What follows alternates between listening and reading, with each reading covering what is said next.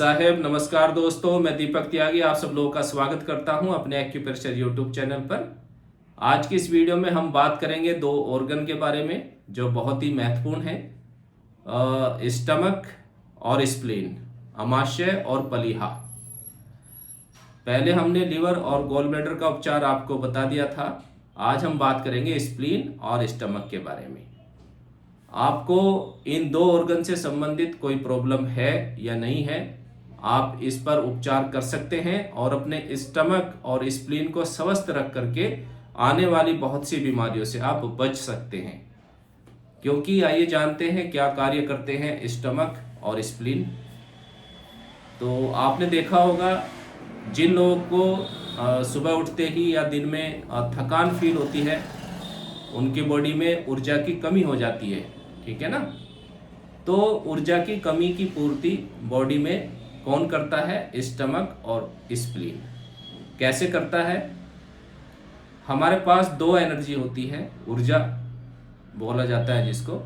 एक तो by birth हमें प्राप्त होती है अपने संस्कार के अनुसार, दूसरा अर्थली एनर्जी जो हम जन्म लेने के बाद अर्थ धरती से प्राप्त करते हैं। कैसे? कोई भी चीज खा करके या लिक्विड को पी करके, ठीक है। तो इसमें रोल होता है स्टमक का। आप कुछ भी खाएंगे, स्टमक उसको अच्छी तरीके से रोल करेगा, ग्राइंड करेगा, तो उसकी लुगदी बनाएगा। 3-4 घंटे भोजन इसमें रहता है। उसके बाद आप खाएंगे तभी जब आपको भूख लगेगी, ठीक है ना। तो जब आपका स्टमक स्ट्रांग रहेगा, आपको भूख अच्छी लगेगी, आप अच्छी डाइट लेंगे और स्टमक उसको अच्छे से रोल करेगा, ठीक है ना। उसको घुमाएगा और उसकी एक प्रकार से लिक्विड फॉर्म में उसको बनाएगा, ठीक है। तो इसमें स्टमक का बहुत महत्वपूर्ण रोल है और उसका स्ट्रांग होना, उसकी एनर्जी का अच्छे लेवल पे होना बहुत जरूरी है।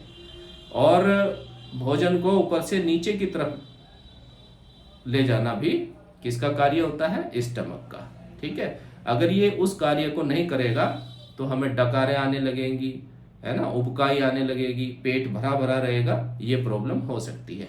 तो ये सिम्टम्स अगर किसी को है तो भी आप इस उपचार को कर सकते हैं।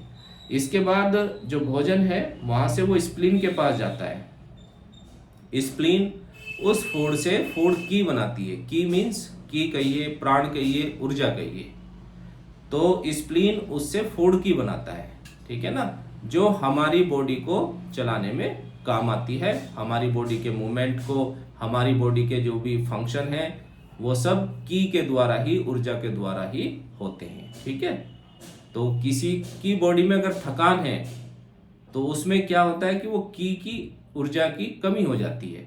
तो उस ऊर्जा की कमी को भी आप स्टमक और स्प्लीन पर ट्रीटमेंट दे करके बढ़ा सकते हैं, ठीक है। और स्प्लीन लंग्स की मदर होती है टीसीएम में, चाइनीज एक्यूप्रेशर में। जो स्प्लीन है वो मदर होती है लंग्स की। तो जब हम स्टमक और स्प्लीन को टोन कर देते हैं, उनकी पावर को बढ़ा देते हैं, तो लंग्स भी टोन हो जाते हैं, जिससे बॉडी में ऑक्सीजन लेवल भी बढ़ता है। तो बहुत ही अच्छा ये उपचार है।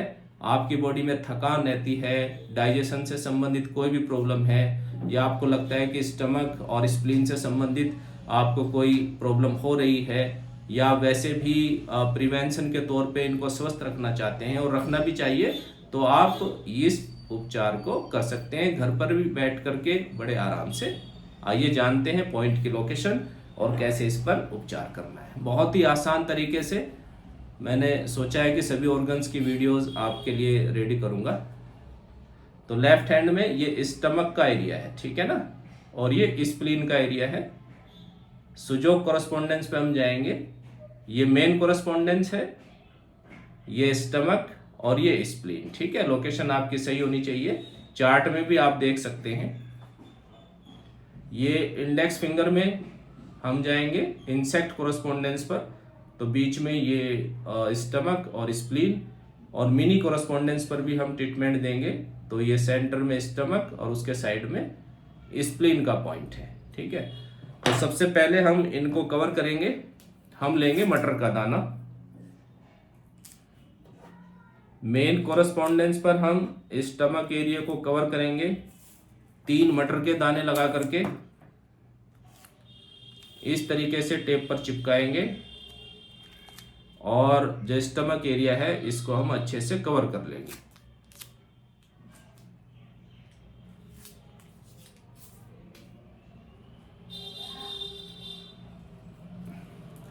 इस तरीके से मटर का दाना लगाया और एक मटर का दाना हम लगाएंगे स्प्लीन पर। और मटर का दाना लगाने से पहले आप ये लकड़ी वाली जिम्मी है, अगर इससे अच्छी तरह स्टिमुलेट कर लेते हैं तो और भी अच्छा रिजल्ट प्राप्त होता है। सॉरी, ये हमने स्प्लीन और स्टमक को कवर कर दिया है। ठीक है, इसके बाद इन पॉइंट्स पर हम यूज करेंगे मेथी के दाने। 3-3 मेथी के दाने लेंगे।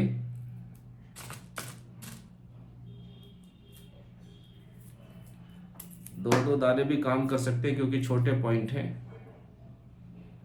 स्टमक और स्प्लीन पर भी हम 2-3 दाने लगा देंगे इस तरीके से। ये स्टमक और स्प्लीन को हमने कवर कर दिया। ठीक है, अब एक एक दाना मेथी का हम लगाएंगे ऊपर मिनी कोरस्पोंडेंस पर, एक एक दाना लगा देंगे। ठीक है,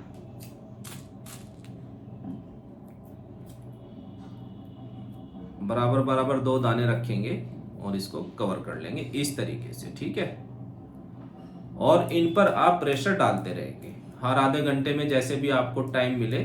ठीक है, तो दिन में अपना काम समाप्त करने के बाद आप इनको यूज कर सकते हैं और 8-10 घंटे आपको इनको लगा के रखना है इस तरीके से। इसके बाद हम आयुर्वेद एक्यूप्रेशर में यूज करेंगे स्टमक और स्प्लीन के कोरस्पोंडेंस को, जो जॉइंट पर आता है थंब के।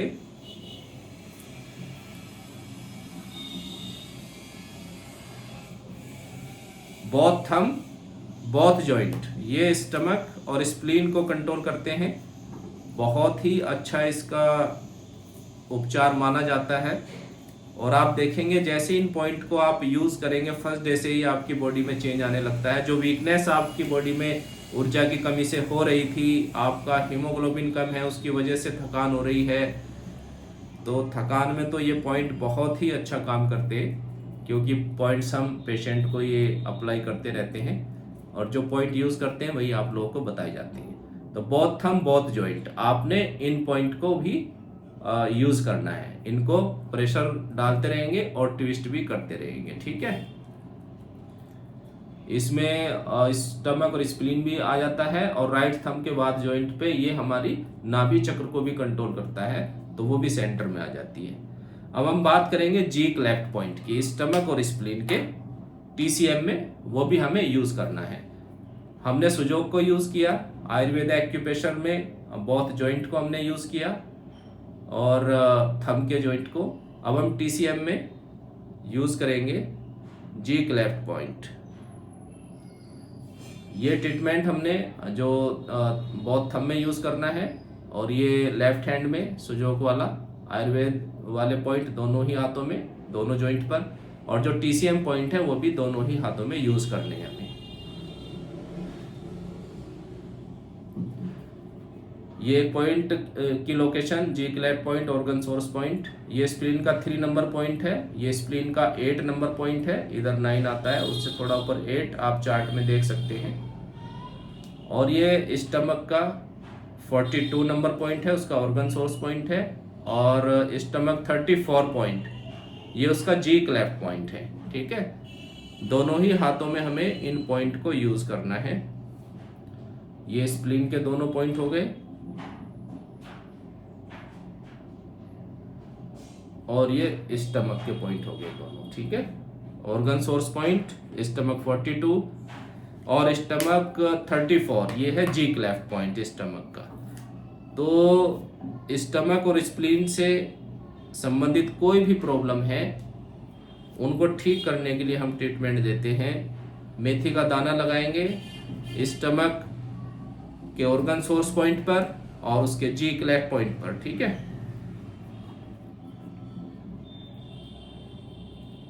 इस तरीके से एक एक मेथी का दाना लगाएंगे और इसी प्रकार स्टमक के साथ साथ स्प्लीन पर भी, और दोनों ही हाथों में हमें ये पॉइंट लगाने हैं। मैं एक हाथ में आपको लगा करके दिखा रहा हूं।